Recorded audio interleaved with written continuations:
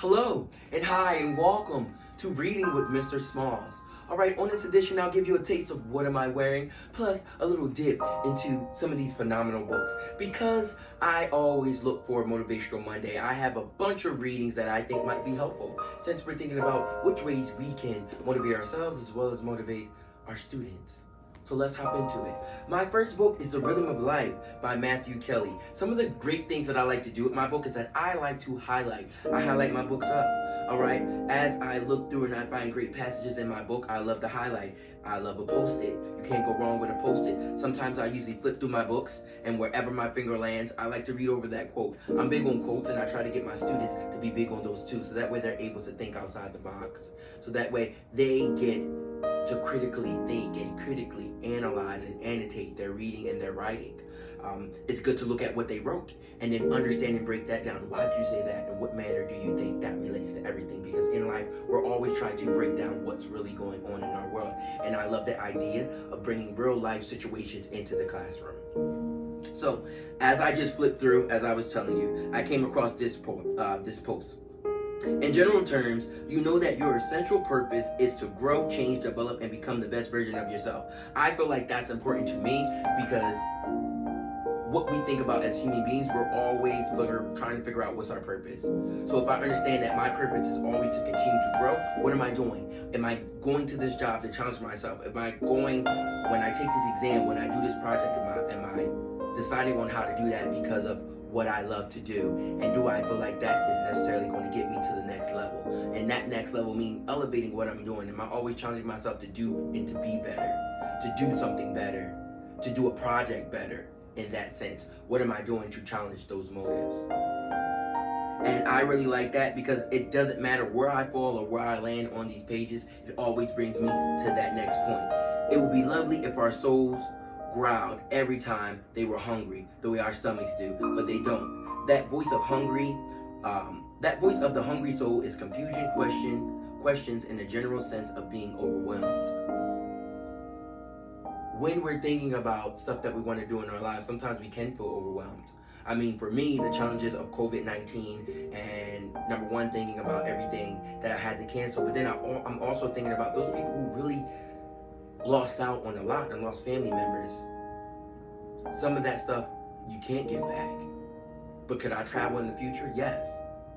Sometimes you have to get off your high horse and realize there are other people that are struggling. That doesn't mean that, okay, my life's better. It's just saying that sometimes you have to be there for other people more than you need others to be there for you. It doesn't mean that you don't matter, but sometimes there's a purpose for everything.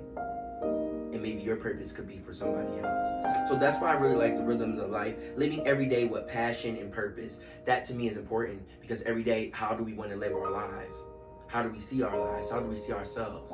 Those are the things that are going to challenge us to get us to the next level every day. My next book I have, Free Your Energy, Sylvester McNutt III. The reason why I love this book is because everything we do is built on energy. How we feel, the connections that we make with others, how we feel about somebody else, how we feel about our loved ones, or being in a relationship, our friends.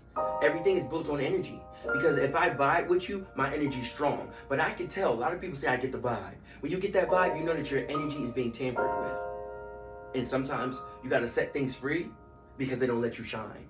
Say it again. You gotta set things free so that way you can shine. And in this book, it's just a whole bunch of affirmations. I remember I used to watch Being Mary Jane, and I remember, Gabrielle Union. She used to post all of her affirmations on the mirror, and I was like, yo, let me try to do that. So for like a couple weeks straight, I would do that. I would get up in the morning. I would do it the night before, so that way when I got up in the morning, I would see all these affirmations on my mirror before I brushed my teeth and got ready for the day, and I would say each one. It feels good to be loved. You are who you are because you are loved. You are special, you are kind, you are everything. You have it all. And even if you don't feel like that, reading that and reading those affirmations will help you see that that is true. So something that I liked reading from this book, and I'm pretty sure I can go down the line on a whole bunch of different affirmations. Free your energy. If you ask for love, if you ask for change, if you ask for the truth, please understand that it is coming to you. Be ready. Be ready. Be ready. And that's important Because we must be ready for the things that we want to get out of our lives. We must be ready. If those are the things and those are the changes that we want to make, we have to be ready for those changes. Lisa Nichols, come on, man. Abundance Now. Lisa Nichols' Abundance Now. And the reason why, because I remember watching Lisa Nichols, and all of these books that I share with you, I share with my students too. It might be a do now, it might be a reflection at the end, but it's also something, and I remember sharing my video about Lisa Nichols, and she was talking about her kid, Jaylani, and about her not having enough to, pay. And she saved and she saved and she saved. And she started her own business, helping teens through problems and issues that they might face, but also talking to the adults on how they could help themselves and these students in need. And Abundance Now, I read this, and it's about amplifying your life and achieving prosperity today. Amplify. That's what we want to do. Amplify our voices, amplify our lives. These are the things that we consider when we're always talking about things, amplifying them, making them known to the world. If we use our voices, how much power we have in our voices that we don't even realize. Those are the things. Right here. Stand in your power. Success is your birthright. Stand in your power. Success is your birthright.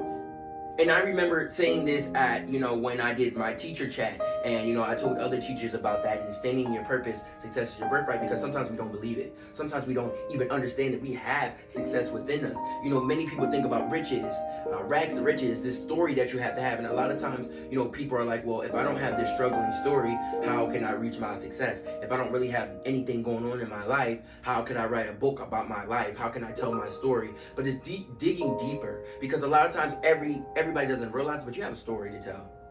And somebody's going to be there to listen. Whether it's one person, whether it's millions, whether it's 50, somebody's going to be there to listen because they could relate. They can relate in ways that you never even thought about, or they can help you out through situations because they've been in similar circumstances, and they know exactly what you need at the point that you're in your life at what you need. And that to me is important. You have nothing to lose and everything to gain. Nothing to lose but everything to gain. Come on now.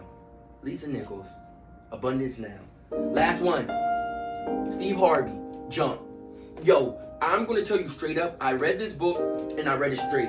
Now, I was going through this giant jump in my life that I thought was necessary for me to grow, but it really wasn't. But I thought it was, and I thought this book was getting me there, and it was saying everything I wanted to hear, but it was having me look at something that I wasn't looking at.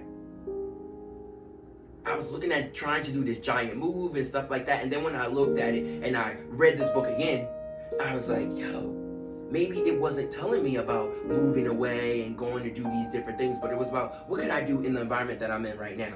What was needed?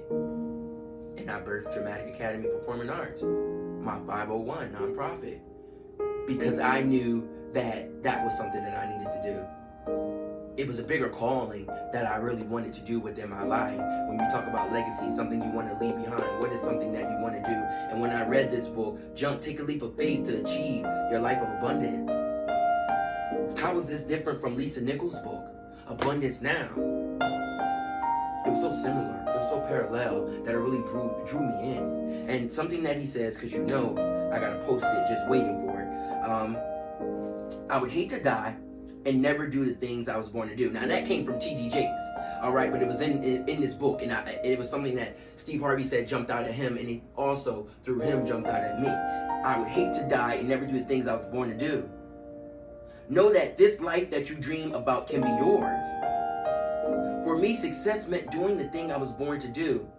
I was finding my gift. Success should never be exclusively about money. It shouldn't be about money. Money's nice, yes, it pays the bills. But at the end of the day, you see so many people who have it all that we think that are glorifying money and success, but really suffer inside, internally. And I knew reading this and thinking about what was something in my life that I felt like I needed to do right away, right now, that I needed to feel good in my spirit by doing. And I needed to jump. I needed to jump off that cliff into doors that were willing to accept my passion, my love, my devotion, never believing to stay somewhere where you're not welcome, where you feel like you're giving your all and you're not receiving anything in return, where you can't rise up the ladder, or if you feel okay in the spot that you're in, you continue to grow. But when you feel stagnant and you feel like you can't grow, that means it's time for something to happen. There needs to be a shift in your change, in your action. And don't tell me, I'm not perfect, I don't claim to be perfect, but I know that I see an opportunity And if I feel like that opportunity is going to benefit me and it's going to grow, and I feel like there's love around that opportunity that I never had before, why not? If I know there's something deep down that I feel like I really want to do, I really want to accomplish, I'm really not reaching the kids that I want to reach, I'm really not being able to share my dream with a bunch of people who I really feel can manifest from that dream and from that purpose, then what am I really doing?